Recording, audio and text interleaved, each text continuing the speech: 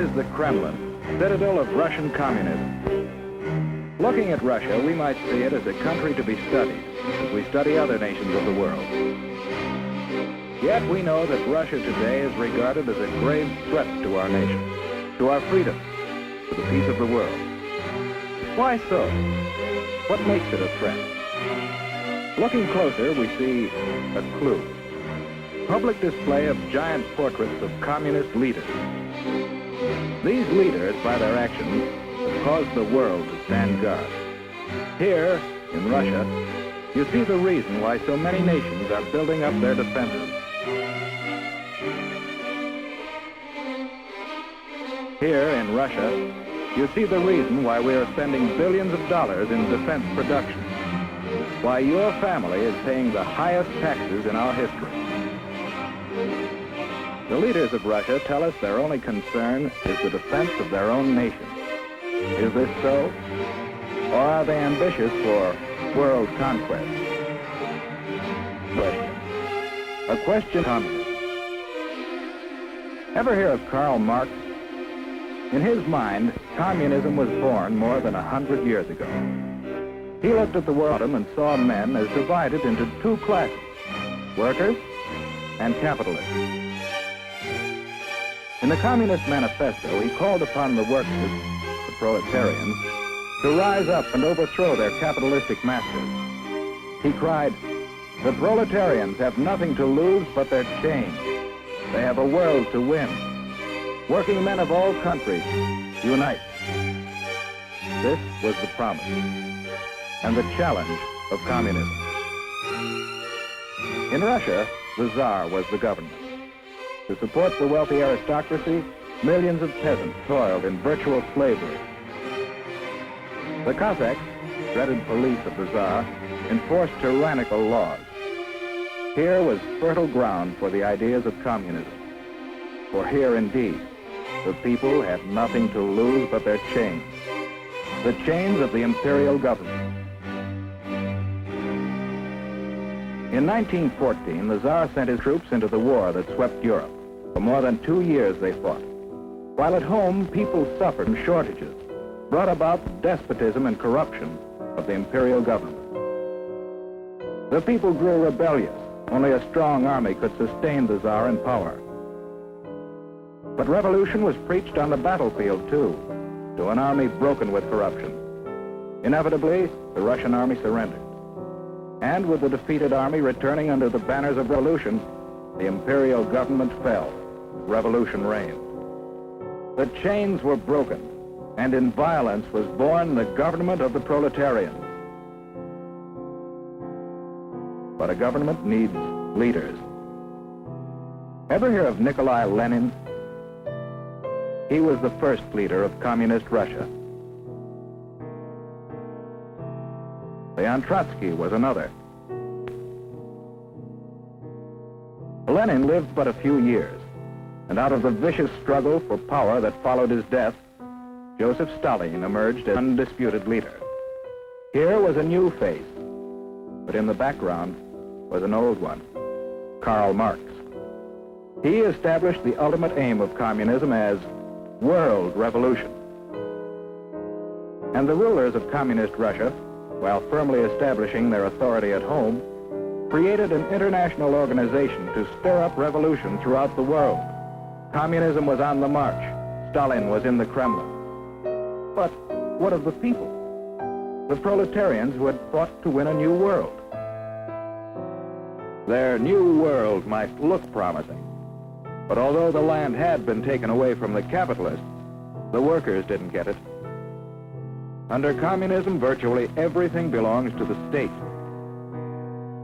The individual has little right to own property or to plan his own life. He's told where to work with his employer. Little freedom to leave his job or seek a better one.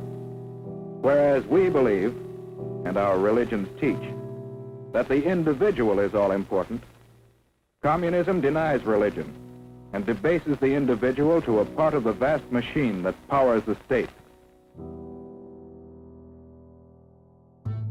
Children are taken early and molded to fit the machine. Here is no search for truth. The government writes the textbooks, and the children are taught to accept communism and their fate without question. The Kremlin runs all elections. The outcome is always the same. If anyone dares to disagree, he's given a speedy trial without benefit of jury. Such traitors may be immediately executed or sent off to prison. The proletarians have nothing to but their chains. They have a world to win. Although the people of Russia gained little, the rulers gained mightily in power. They built up a giant war machine, looking forward to the day when their flag would fly over the entire world. Then came the rise of Nazi Germany, another power bent on world conquest. The two nations joined forces. Russia, believing itself safe from aggression, launched an invasion of Finland and other neighboring nations. For the first time, the world learned that the communists were no longer waiting for world revolution, but were now resorting to outright military aggression to extend their power. After the Nazis turned on their former allies, we supplied Russia with immense quantities of military equipment to wage war against our common foe. And how did Russia come out of the war?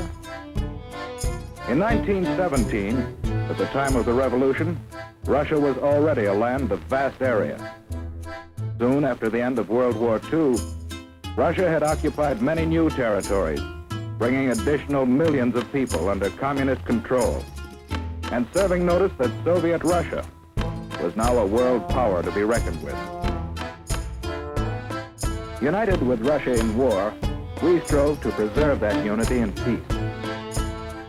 We helped organize the United Nations, which the nations of the world have mutually pledged to cooperate in fostering world peace and progress. Andrei Gromyko signed for Russia. But in the first post-war Italian elections, the communists created disorder in an attempt to gain control of the government. Once more, the world was reminded that basic in the idea of communism is the plan of world revolution, and that Russian communism has stepped beyond that plan to achieve world domination through aggression.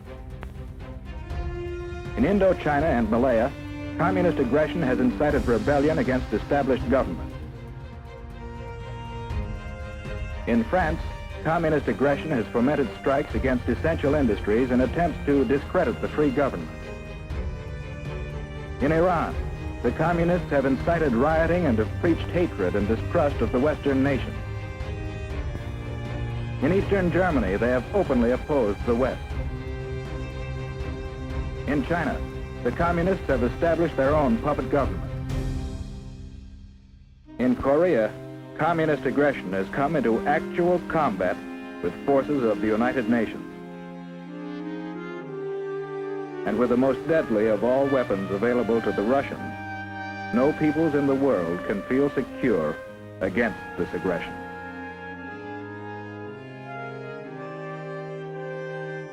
How are we meeting this challenge? Yes, one way is by helping the free world fight starvation and poverty and suffering, conditions that pave the way for communist infiltration. We are also supplying equipment for the free nations to develop their own resources and raise their living standards. Another way we are meeting the challenge is by military alliance with some of the other free nations for mutual aid in opposing direct communist aggression. And we are building up our own military defense. But do these preparations mean that we have abandoned hope for peace? No. In the United Nations, we are continually seeking a workable plan for living in peace with communist Russia. Because we want peace, but we do not want this. We believe in freedom. Freedom, born of the conviction that every person is a child of God and is therefore of supreme worth. For these people, for ourselves, for everyone. We want freedom, not tyranny.